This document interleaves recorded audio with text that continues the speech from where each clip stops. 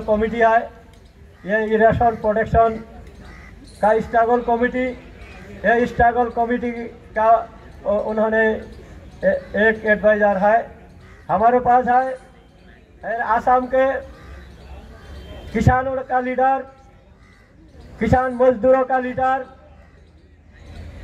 Professor Usman Ghani, वो भी हमारे ये कमिटी के एडवाइज़र है। आज हम आसाम से आया है। आसाम का प्रॉब्लम, आसाम का मेन प्रॉब्लम ब्रह्मपुत्र का रिवर का erosion and flood situation. Assam में हर साल फ्लड होता है, लाखों घर बेघर हो जाता है। वहाँ का कल्टीवेशन में ज़्यादा तकलीफ हो जाता है। इसीलिए हम लोग आसाम से आया है। आसाम से यह हमारा दावी, यह हमारा डिमांड, यह हमारे ये देश के माननीय प्रधानमंत्री जी, उनका पास हमारा डिमांड पेश करेंगे।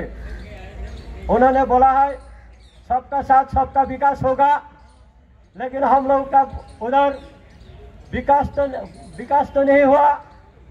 हम वहाँ का जो पीपल है, आसाम का जो पीपल है, हर साल इरोटेट होके लाखों लोग बेघर हो जाता है।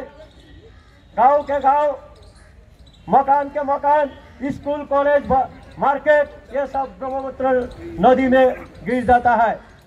इसलिए हम लोग आसाम से आया है। हमारे देश के माननीय प्रधानमंत्री को, मंत्री जी को हमारा जो डिमांड है, ये डिमांड हम पेश करेंगे। हमारा डिमांड है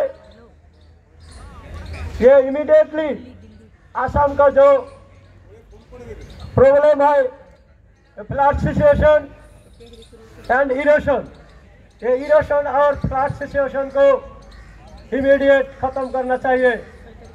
आज हम आसाम से आया है, यह हमारे कुछ साथी है इधर आसाम से, आसाम के कोने कोने से आया है।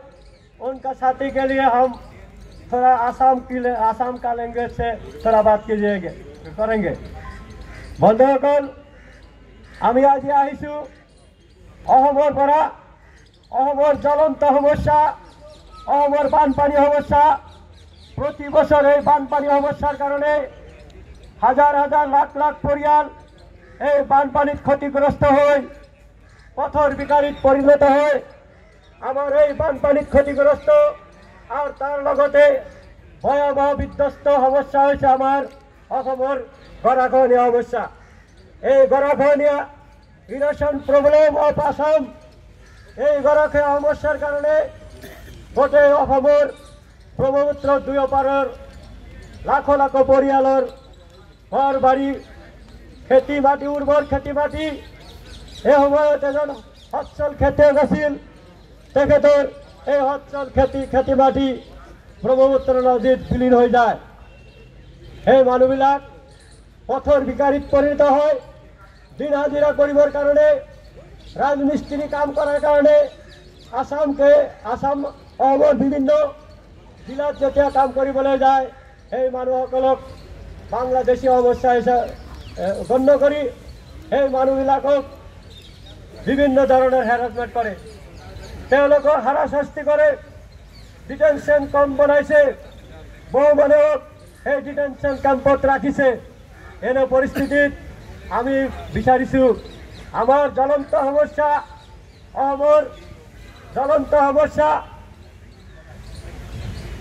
যে বানপানী সমস্যা, ইয়াৰ বিজ্ঞানসন্মত স্থায়ী সমাধানৰ ব্যৱস্থা কৰিব লাগে।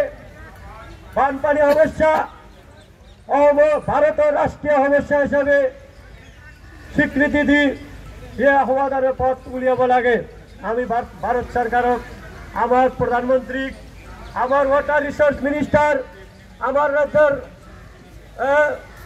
নেতা অসমৰ পৰা আহি এক কেন্দ্ৰীয় মন্ত্ৰী সভাত জলপথ মন্ত্ৰী হিসাবে আছে সৰ্বানন্দ সোণোৱালজীকো আমি আহ্বান জানাইছোঁ যে আজি আমাৰ অসমৰ যে বানপানী সমস্যাৰ যিটো বিজ্ঞানসন্মত স্থায়ী সমাধানৰ ব্যৱস্থা কৰিব লাগে।